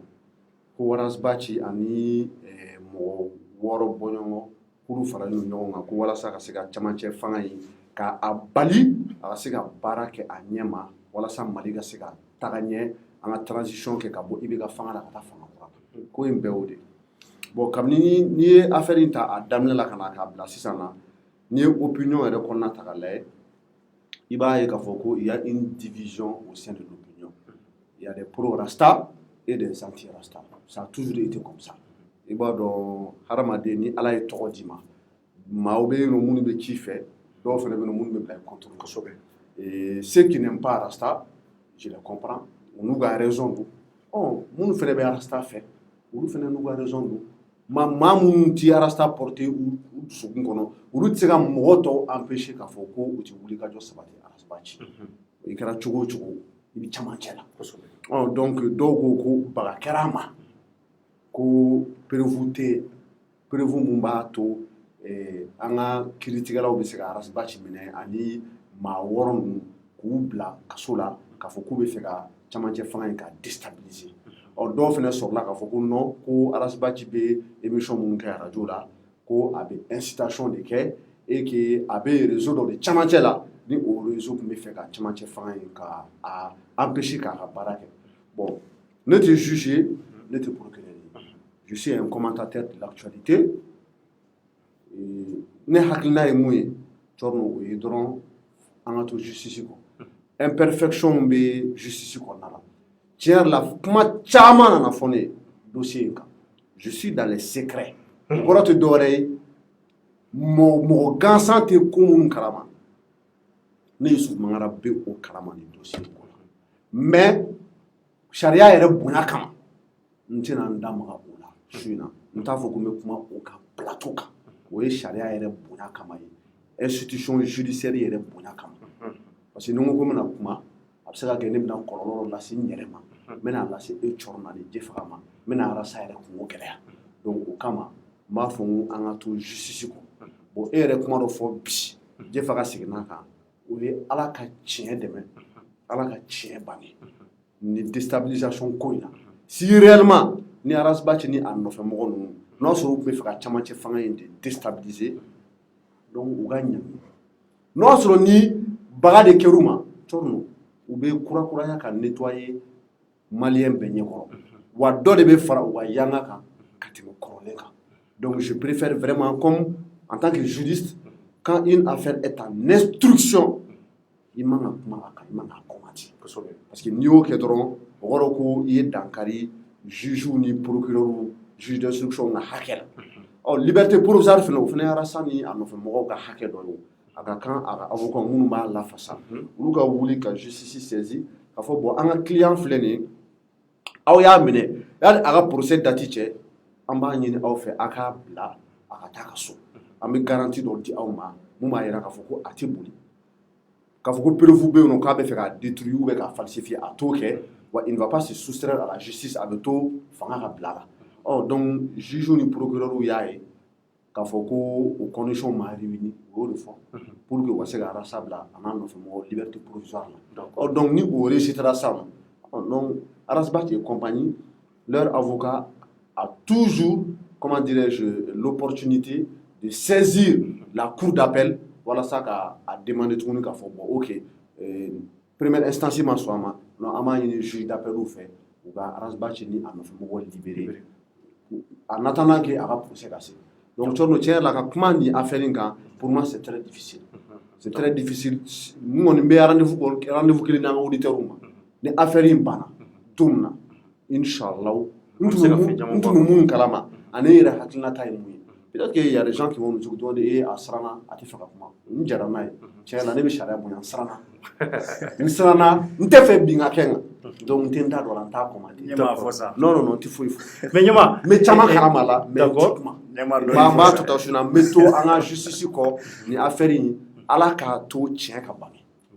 ala ka tiɲɛ bange donc maintenant ce que je veux savoir parce que quand to yan fɛ ɲininkali caman bolo dɔrɔn yɛrɛ la munna an bɛ se yan munna an nana rasta ka kungo la bon an ko n ko fɛn caman tɛmɛna yanni bi cɛ waati dɔ la n da sera a ma k'a fɔ ko bingani walew tun ɲɛsira aw ma o bingani walew la a yira k'a fɔ maa minnu ye aw dɛmɛ kosɛbɛ e ni Buba Jara ne ye Cheikh Tidiane ye aw de ye Ouverture Media ɲɛmɔgɔ ye donc an ko n ko waleɲumandɔn min bɛ anw ni rasta cɛ ma bɔ an kɔnɔ fo bi donc tadi da bɛ se ka so dɔ ma k'o walawala wa ok donc Thierno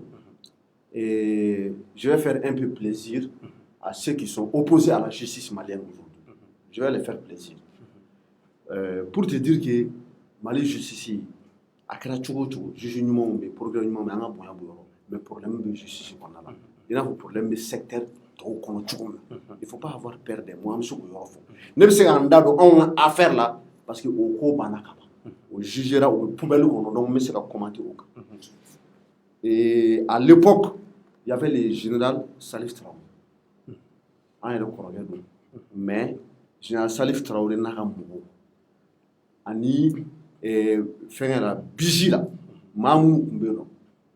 ou me fait la bianca. Ils font partie de la général Salif, c'était le ministre de la Sécurité. Il ne faisait pas partie de la justice malienne. Nga bigie mouillé, ou les enquêteurs ou la justice malienne ou me fait la bianca. Mais heureusement, Tchorno, comme je l'ai dit, enquêteur bêté, enquêteur djouye, procureur bêté, procureur djouye, juge bêté, juge djouye. Nous, les Cheikh Tidiane Diarra, nous sommes associés, on a ouvert sur Média Patron. À l'époque, il y avait Marou. Maintenant, Marou, comment faut bébé Marou Kalam. Donc, on a des tournois. Comme il y avait des noms qui ont été cités, non, nous te donnons, nous te donnons. Et on ne peut pas se pour nous, papa, maman, il a fait plusieurs fois. Ne yɛrɛ in da don a la e yɛrɛ cɔrɔ an bɛɛ y'a commenté u ko mɔgɔ dɔw tɔgɔ fɔlen don affaire kɔnɔna la Papa Mami ka enquête ani enquêteur minnu b'a la u y'a yira k'a fɔ ko président denkɛ n'o ye Karim Keita ye ani Mohamed Bagayogo n'o ye Cɛkɔrɔ Bagayogo denkɛ ye ko olu fila sen bɛ Madu ka kisɛ ci la enquête kɛra ka na ka se olu de ma scientifiquement a n'a preuve k'a fɔ k'olu nɔ b'a la. Donc, comme l'enfant terrible là, Karim Keita, donc, justice m'a se ka foyi sɔrɔ ka kɛ dɛ biji mɔgɔw ani général Salif donc k'u b'a ta ka munumunu k'a coro ne ni Cheikh Tidiane Diarra la ko anw tun keleyalen don Madu la ko parce que k'a ye mobili sɔrɔ k'o de y'a to k'an ye mɔgɔ bila ko ka kisɛ cana o cɔrɔ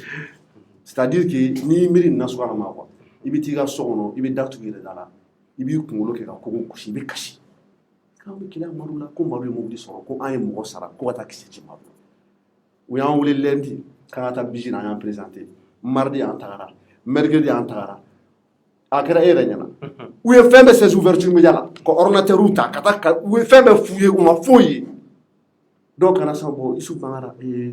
a fɔra ko bon k'i wagati dɔ sera ko a tun bɛ ka commencer ka keleya Madu la ko Madu bɛ ka tɔgɔ sɔrɔ ne ko mais n ko tɔgɔ in filɛ nin ye Madu il a son talent Ala y'a d'a ma mais n ko anw de ye Madu dɛmɛ ka tɔgɔ in d'a ma ouverture média anw de ka structuré an don min na an taara ka taa ouverture média créer ne ni n ka associé Madu n'était pas présent an taara notaire fɛ yen nɔ hali t-shirt mun ni Madu b'a dɔn k'a sigi plateau kan an de b'an ka wari bɔ k'a dilan ka na k'a lasigi an bɛ se ka keleya Madu n'an m'a dɛmɛ ka hɛrɛ mun sɔrɔ an tɛna o tiɲɛ a ye donc anw bɛ a ɲɛngoya mun na n ko i bɛ Ala barika la Thierno on n'est pas à une voiture près kabini an san 17 san 18 an bɛ mobili boli an wulila ka mobiliw sɔrɔ an somɔgɔw bolo an bɛ kɛmɛ mobili ko bɛ na ni kisɛ cogo kuma ye bon vraiment an kɔni bon problème t'a la sa vendredi don a ye passé vendredi don ne ni Cheikh Tidiane Diarra taara bisi la an sigilen kabini sɔgɔmada fɛ 9h fo wulada fɛ 15h foyi ma fɔ an ye an bɛ ka ɲɔgɔn in lamɛn an bɛ yan on est là pourquoi 15h sera le pas min nana parce que bɔrɔ ale tun bɛ sufɛ ale bɛ sufɛ horaire de kɛ n'ale yɛrɛ na sufɛ journée fɛ a bɛ t'i reposer a nalen a bɛ to k'an wele ko dɔgɔ cɛ ouverture média fɛ patron dɔgɔ kan jumɛn de bɛ yen nɔ aw bɛ yan mun de kama ne ko n k'a ka commandant de y'an wele dɛ bon a y'a jɔ n bɛ don commandant kan sisan n bɛ bɔ ka na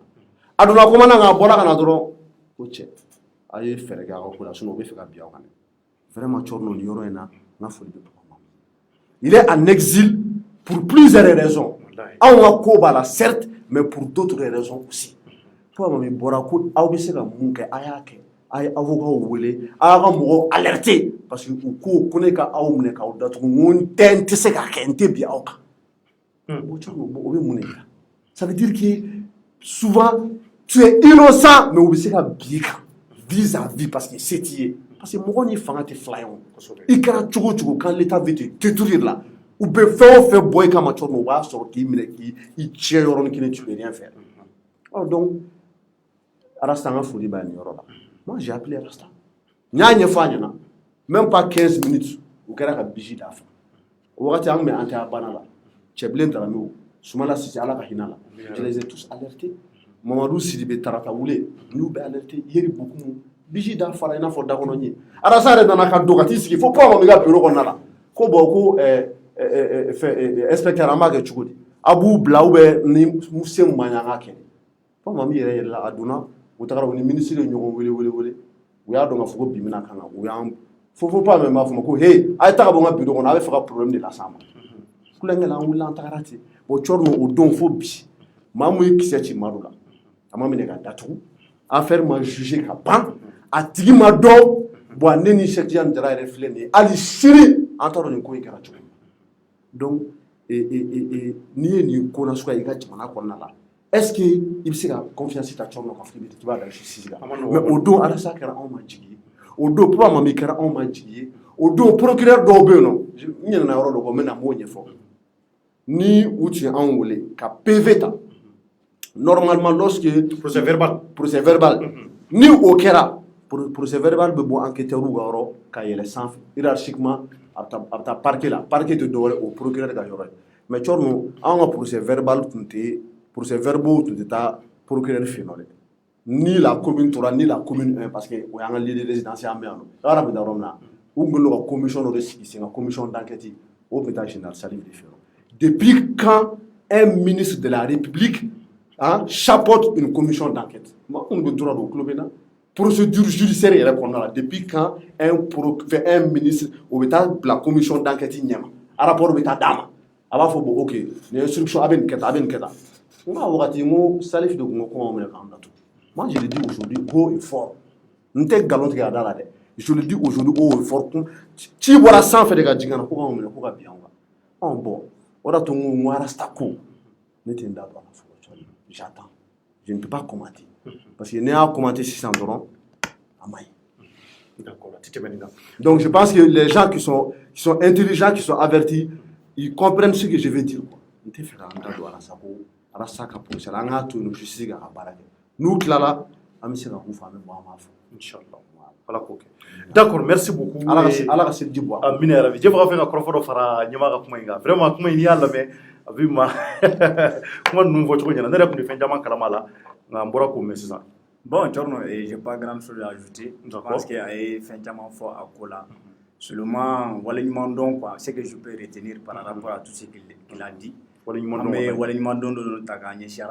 C'est pourquoi d'ailleurs, bien, de faux. On a quelqu'un quoi. Parce que voilà, Dono Temena Kodo Taraganye Shama, Arasa a été là pour nous. Donc c'est tout à fait normal. Mais cela ne veut pas dire que Ambe Foko Arasa de Nobe Koina ou Anotala. On n'a pas dit ça. Mais Anga Temebay. Moi, Alni Mai criminel et Jorno. Ni Domba Naï Marefa. Mais c'est tout à fait normal. Il y a soutien à Tigla. Je vais juste apporter. Si Dieu fera la vas-y. Voilà. C'est-à-dire qu'il faut que les gens comprennent qu'ils sont présumés innocents. Que ce soit Rasbat ou les 6 autres là. Il y a la présomption d'innocence. C'est vrai. Ils sont poursuivis et accusés, mais ça ne veut pas dire qu'ils sont coupables. Ils sont coupables parce qu'ils n'ont pas encore été jugés. L'affaire est en instruction. Donc, présomption d'innocence d'oreille. Ils nomment mais Amaïra Kafoko et de nos follow. Tant que juge ma décision, tu es présumé innocent. Quand tu kasongi ka korofo kasongi ko tien kon tale daje ayo fo ko tien ta daje nde kale dono de kale tien ta daje nde ale koni ni muna so law jota la le bubla na so juba la fana ale be boka ke donc ale ko ale baka baraka aw kana affaire une commenter ni abana amanda bala je préfère OK d'accord pour le tala d'accord donc maintenant vraiment ni korofo famira amba fo alibi koko e caravan bu bolo juma nata yo fo conférence ko la ni kuma no de ku da kono bi tarata donya fe maison de la presse la amba fo alibi koy alaka a chebangi namboro la meta e rapidement malien Issa Kawjim kun ngo era boraka ye ani Yusuf Daba Jawara interview anga plateau kan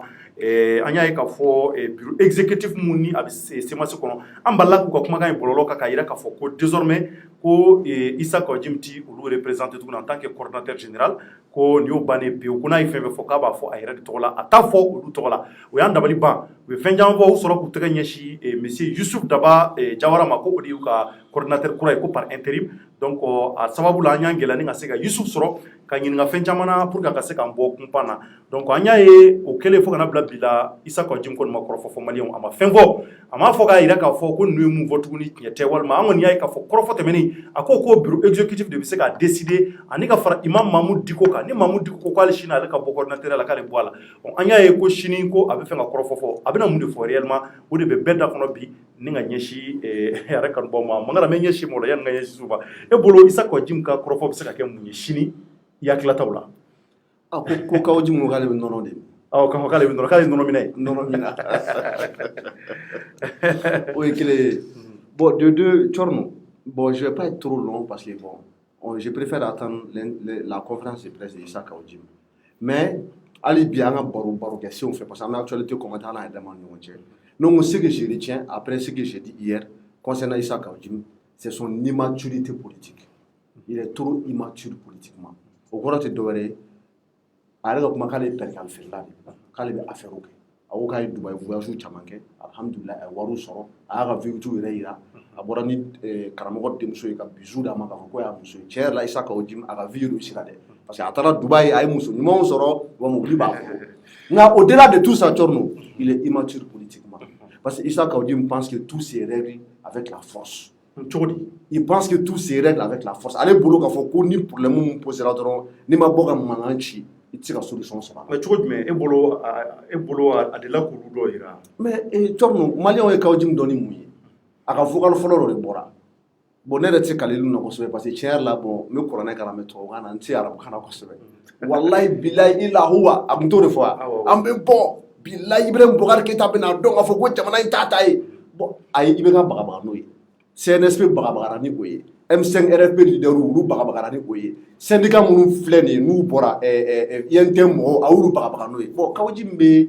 takle akon ma se mo kele mo foro o imam Diko yene en tant sigale mais Ahmad Delika shike fana kama nye soro ama Delika ashike kama nye soro ala a y'a kɛ kungo kun kama a kun bɛ bon Thierno bon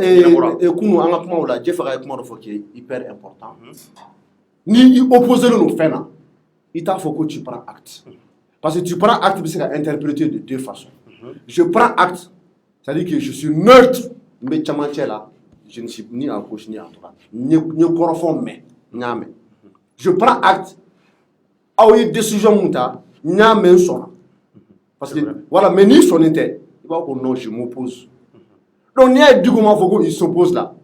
ça veut dire que quelque part la balance là elle n'est pas équilibrée ça veut dire que peut-être il est neutre ça veut dire qu'il est neutre donc que Kaoudjim soit là-bas ou pas il s'en fout ou bien soit à son nom ou dans les coulisses ni information mun sɔrɔ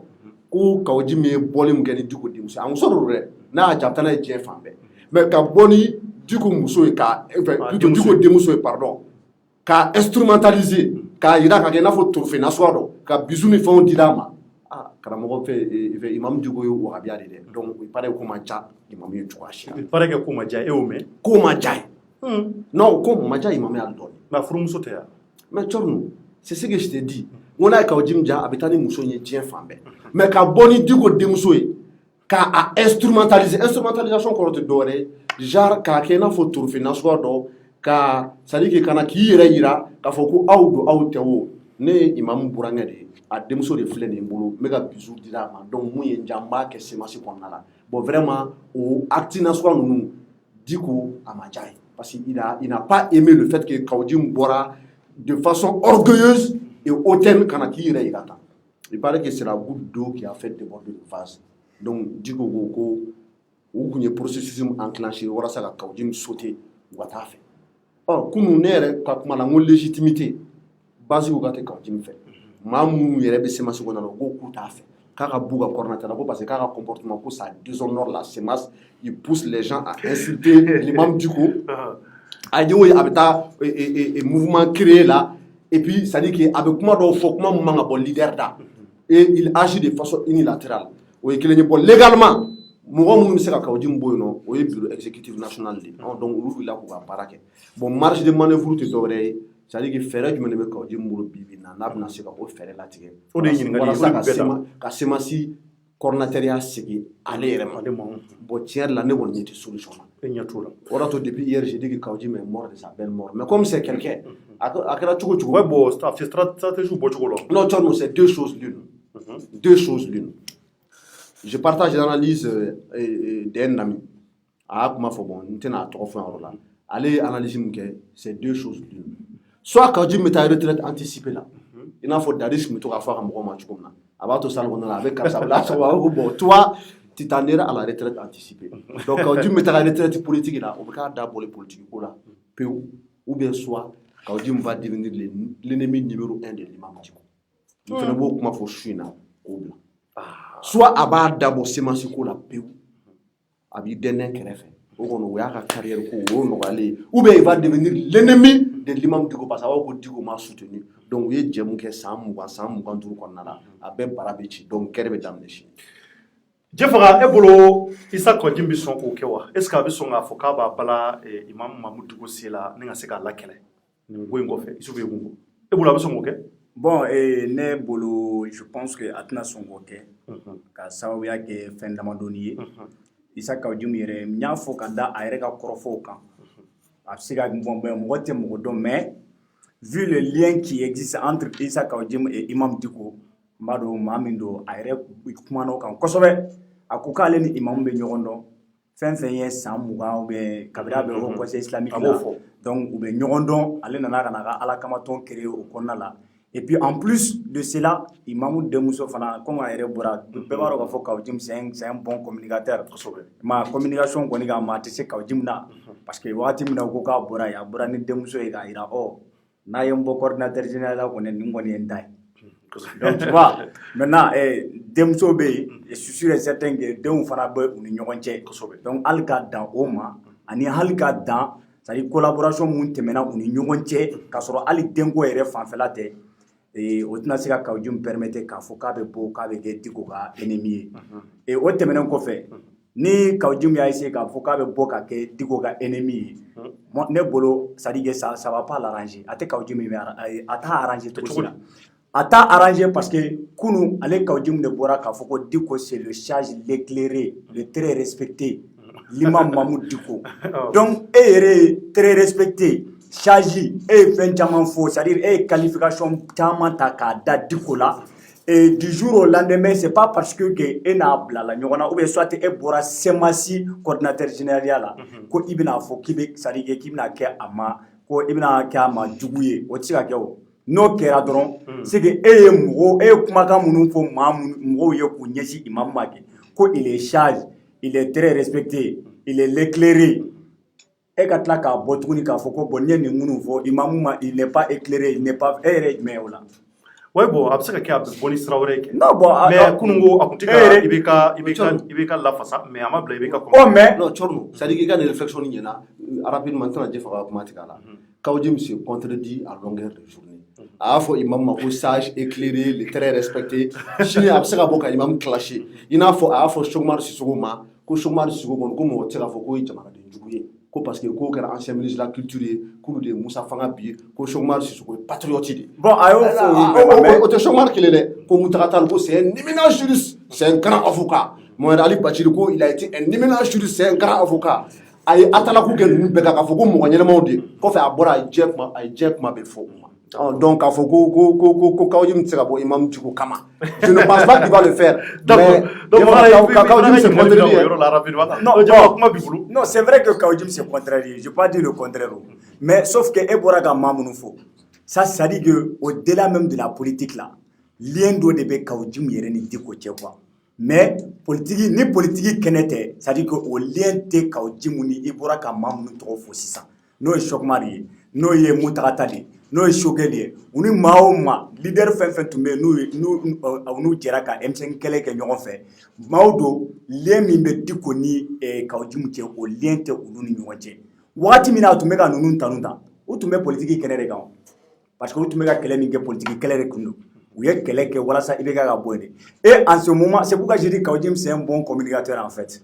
A ye o kuma minnu fɔ a y'a c'est-à-dire que c'était en quelque sorte c'était pour faire soigner l'image de ces gens-là parce que a wagati maa caman y'a fɔ ko minnu bɛ ka wulikajɔ sabati M5 kɛlɛ kɔnɔna la ko mɔgɔw de don ko ils sont pas crédibles c'est-à-dire que auprès des Maliens ko parce que u bilala poste de responsabilité la jamana in kɔnɔ wa u ni IBK yɛrɛ jɛra ka fanga gérer ɲɔgɔn fɛ a waati ko mais ko u ma se ka a kɛ ka ɲɛ mais sauf que lien wɛrɛ de bɛ Kawjim ni imamu cɛ ka tɛmɛ ninnu kan. Politique lien t'u ni ɲɔgɔn cɛ dɛ imamu denmuso b'a bolo et puis a yɛrɛ ka kɔrɔfɔ la tuguni denw ni ɲɔgɔn cɛ et puis en plus Kawjim yɛrɛ ka kɔrɔfɔ a b'a yira ale ni imamu u ka collaboration ça ne date pas d'aujourd'hui donc fɛn caman de bɔ u ni ɲɔgɔn cɛ raison pour laquelle n ko a tɛna se k'a fɔ k'a bɛ bɔ k'a fɔ k'a bɛna ko a bɛ kɛ imamu ma juguya a tɛ se k'o kɛ o ni Kawjim y'o kɛ ah bon n kɔrɔ fɛn dɔ de bɛ yen n t'a fɛ k'o fɔ sa a tɛ se k'o kɛ. C'est-à-dire que Kawjim yɛrɛ tɛna se k'a fɔ. Non, c'est vrai il est imprévisible mais c'est-à-dire mais bɛ yen quoi i mana kɛ cogo o cogo i mana kɛ ko maa o maa i bɛ cu ni ca fɔ n'i ko cu bi sini i b'a fɔ ca bilahi a bɛ se yɔrɔ dɔ la cu ni ca dɔ bɛ yen olu tɛ se ka fɔ yen dɛ. mais Kawjim bɛ cu ni ca de. mais entre Kawjim et imam la a tɛ se ka cu ni ca fɔ yen n'a y'o fɔ yen a ka diɲɛlatigɛ yɛrɛ de bɛ dépend o yɔrɔ la. On verra bien. Parce que n y'a fɔ cogo min na lien dɔw b'u ni ɲɔgɔn cɛ lien minnu qui sont des liens forts Kawjim yɛrɛ b'a fɔ don o don a b'a fɔ su fara tile kan donc moi je pense pas que Kawjim bɛna na bɔ k'a fɔ k'a bɛ c'est à dire que k'a bɛna o fɛn ninnu kɛ peut-être ne kɔni bɛ sigi ni mun ye sini ko Kawjim bɛ se ka bɔ ka minnu fɔ o de ye soit a bɛ bɔ k'a fɔ dɔrɔn ko bon coordinateur général ya ne jɛra a kɔ mais comme Semasi créeli hakilina bɔra ne de la donc n bɛ to Semasi kɔnɔ comme un simple membre n bɛ to Semasi kɔnɔ comme simple membre comme déjà a yɛrɛ a ka plateforme bɛ yen ACRT bɛ yen appel citoyen pour la réussite de la transition a y'o plateforme bila sen kan a ye wulikajɔ sabati o ko la a ka club de soutien fana bɛ yen maintenant a bɛ se ka to Semasi la comme simple membre mais k'i ɲɛsin comme Semasi mɔgɔw yɛrɛ y'a fɔ cogo min na ko a kɛlen don ka olu de ta ba la ka tɛmɛ Semasi yɛrɛbakun kan donc a bɛ kɛ a b'a jɛ faga mɛ e bɛ ka mun fɔ e bolo Kawjim bɛna sɔn parce que Kawjim ko maa kelen min bɛ se k'ale bɔ Semasi la ko o ye Diko de ka bɔ k'a fɔ ko ale t'a la. non Kawjim ye fɛn fila de fɔ Kawjim y'a jira fɔlɔfɔlɔ la a ko waati min na ko k'ale ka bɔ yen ko fɛn fila de bɛ yen minnu b'a yira k'a fɔ ko lui il demeure toujours le coordinateur mais a y'a banba Diko de ta kan. a ko bureau exécutif ka texte kɔnɔna la lui Kawjim il est toujours le coordinateur général jusqu'au preuve du contraire an bɛ yɔrɔ min na hali sisan jusqu'à preuve du contraire ale Kawjim ko ale ye semasi mɔgɔw ka coordinateur ye ko texte yɛrɛ b'o yira mais ko an ka texte kun yɛrɛ an k'a bila kɛrɛfɛ filanan mun bɛ se k'a kɛ sababu ye n'ale bɛ bɔ coordinateur général la ko o filanan ye jumɛn ye Imamu Diko yɛrɛ ka fɔ Kawjim vraiment bi tɛmɛnen kɔfɛ n t'a fɛ c'est-à-dire n b'a fɛ i ka coordinateur général i b'a fɛ i k'a bila pewu ko n'o kɛra ale b'a bila o wagati tun y'a sɔrɔ bureau national exécutif tun m'u prononcer mais vu que o y'u prononcer f'u ye coordinateur général ye dɔw yɛrɛ sigi et puis ale bɛ ka Diko ko kuma mun fɔ ko Diko ka ale wele quoi cɔrɔ jamana in kɔnɔ yan bɛɛ bɛ ɲɔgɔn dɔn koyi fɛn caman kɛra yan mɔgɔw bolo ko Diko bɛ bɔ ka kuma Diko ma bɔ dɛ kuma caman fɔra fɛn caman fɔra an yɛrɛ ye c'est à dire an yɛrɛ kun bolo ko Diko bɛna wuli ka jɔ sabati k'a bɛna communiquer a kan ou bien k'a bɛna mɔgɔw wele ka se ka ɲɛfɔli kɛ mɔgɔw ye ko dɔw kan mais Diko n'a jamais prononcé même un seul mot par c'est à dire que situation foyi tɛ yen n'a kumana mun kan a bɛ mun fɔ dɔrɔn a b'a fɔ de ko bon ko mɔgɔw ka sabali mais mɔgɔw ka sabali mais a furadama ma bɔ k'a yɛrɛ justifier situation dɔw kan donc ni nin nana kɛnɛ kan ni Kawjim nan'i jɔ anw ma ko fɔ Diko de ka bɔ k'a fɔ ale ɲɛna ko bon ko vraiment coordinateur général je ne veux plus de toi comme coordinateur général n b'a fɛ i ka coordinateur général ya dabila Diko t'o fɔ wa kunun ye kumakan mun fɔ o de don ɲɛmaa yɛrɛ seginna a kan sisan n'i y'a fɔ maa ye ko karisa an kɔni an b'a fɛ ko ka taa nin tagabolo la n'a tigilamɔgɔ y'i jɔ i ma ko je prends acte là c'est significatif Thierno n'o de fɔ Kawjim yɛrɛ ɲɛna et j'ai même eu à poser la même question à Kawjim n y'a posé a kunna mais a ko cɛkaramɔgɔkɛ il a tourné autour a ma sɔn ka question nin répondre donc sini a bɛ se ka bɔ dɔrɔn k'a fɔ bon ale kɔni mun b'a arranger a bɛ se ka bɔ k'o fɔ dɔrɔn a b'a fɔ bon ale kɔni vraiment a jɛra ni nin ye c'est à dire que pour que semasi yɛrɛ en réalité semasi filɛ nin ye comme a yɛrɛ y'a fɔ cogo min na ale Kawjim de ye hakilina sɔrɔ ka semasi bila sen kan donc n'a ma ɲɛ déjà fɛn dɔ hakilina bɛ bɔ maa la mais n'a bɛ ka taga ɲɛ c'est à dire a bɛ se degré dɔ la a bɛ taga ka yɛrɛbakun ta maintenant pour que semasi sigikun ye mun ye ko Imam Diko ka hakilina donc déjà maa caman donna semasi kɔnɔna la o ma don a la dɔwɛrɛ ko Imam ka hakilina ale bɔlen coordinateur général la yala a man ka kɛ sababu ye k'a fɔ ko a bɛna ni c'est à dire a ka kɛ jeu de ping pong ye quoi donc moi quand même je pense bien que Kawjim maa mun don sini a tɛna bɔ waati bɛ na mais a bɛ kɛ simple voilà a b'a fɔ ko n ye simple membre waati bɛ na o perepere tigɛ a ɲɛ quand même i ka analyse ɲɛna Yusu e hakili la Kawjim bɛ sɔn ka bila Imam contre la non en fait Thierno i dalen b'o la non j'ai donné deux hypothèses j'ai dit la première hypothèse c'est quoi c'est que Kawjim va aller en retraite anticipée o tɛ dɔwɛrɛ ye a ka carrière politique bɛna freiner a tun bɛ ka yɛlɛ cogo min na a bɛ jigin tan ou bien soit a bɛ bila Imam contre la mais e fɛ est-ce que bula a bɛ sɔn ka bila Imam contre la non j'ai dit qu'il y a les deux hypothèses donc quand tu donnes deux hypothèses c'est que tu n'es pas sûr qu'il y a bɛna nɛgɛ ou bien a tɛna nɛgɛ donc o réponse tɛ ne bolo ne kɔni b'a dɔn k'a fɔ u fila dɔrɔn kelen mais bolo est-ce que Imam bɛ se ka bɔ a jukɔrɔ a kɔrɔ wa est-ce que Imam bɛ se ka parce que malgré tout yɛrɛ da sera a ma ko ani Isa Kawjim ye ko kɛ et pourtant tiɲɛ don hali Isa Kawjim yɛrɛ b'a fɔ a ka kɔrɔ fɔlɔ an gɛrɛ o gɛrɛ a la a b'o de fɔ ale ni Imam ka jɛ tɛ bi cɛ ye wa ni dun y'a jateminɛ Imam ka communication fɛn bɛ yen a bɛɛ bɛ reçu i b'a sɔrɔ a reçu tila bɛɛ bɛ bɔ ale de la bon Jeff ka kuma dɔ fɔ c'est important a ko Kawjim est un bon communicant c'est un très bon communicant mais sauf que c'est un très mauvais communicant aussi parce que souvent sa communication se retourne contre lui mais ale bɔra ni Imam denmuso k'a kɛ i n'a fɔ trophée mais o ma diya Imam ye o Thierno mais m'a ye la est-ce que o tɛ munumunu-kanw ye e ko k'i y'a munumunu-kan Thierno ok ça i ko k'i y'a munumunu-kan ok Thierno moi je suis là je suis un analyste hein? Je ne suis pas journaliste je suis un analyste mais toi tu es journaliste tu as ta carte de presse e bɛ secret caman kalama i n'a fɔ ne yɛrɛ fana bɛ mun kalama cɛ kuma dɔ bɛ an s'olu fɔ plateau kan sa a ma diya Imam ye e b'o kalama ne b'o kalama i tɛ t'o kalama non Thierno cɛ o kura donc Kawjim c'est un bon et un mauvais communicant l'Imam n'a pas aimé donc ça c'est de un et puis de deux on a toujours dit que Kawjim ni Imam ils forment un duo kɔrɔ tɛ dɔ ye u maa fila u faralen ɲɔgɔn kan c'est le bâton et la carotte l'Imam c'est le sage le très respecté l'éclairé la carotte c'est que ale ka makan a bɛ na a bɛ kuma sɛbɛmaw fɔ a bɛ kuma basigilenw fɔ a bɛ sage kumaw fɔ donc ni mankan kan ka ci ou bien ka mangan kolon ci kan nege kolon ni fɛnw ci kaw jim mena ka so ka kule wallahi billahi tallahi donc c'est pour te dire que ils forment un bon tandem ils ont toujours marché comme ça donc à ce niveau là où peut-être que kaw jim a dépassé les limites il y a des limites qu'il ne devait pas franchir peut-être que imam yɛrɛ bolo kaw jim est dans sa wale caman kɛ a y'a pardonné bon maintenant comment on fait plateau comme je dis que nous sommes dans les secrets maintenant dɔw yɛrɛ fɔ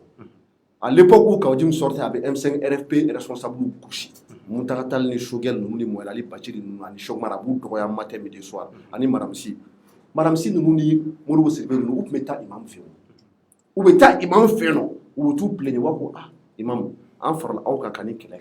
kabni ko damne Shog Mara de la rafa dala Kaoudim quantité kamade kameta imam digo de kama ko est-ce qu'il bise ani Shogel nous ko bise a garantie anye ko nan tara nan forla ko itan janfa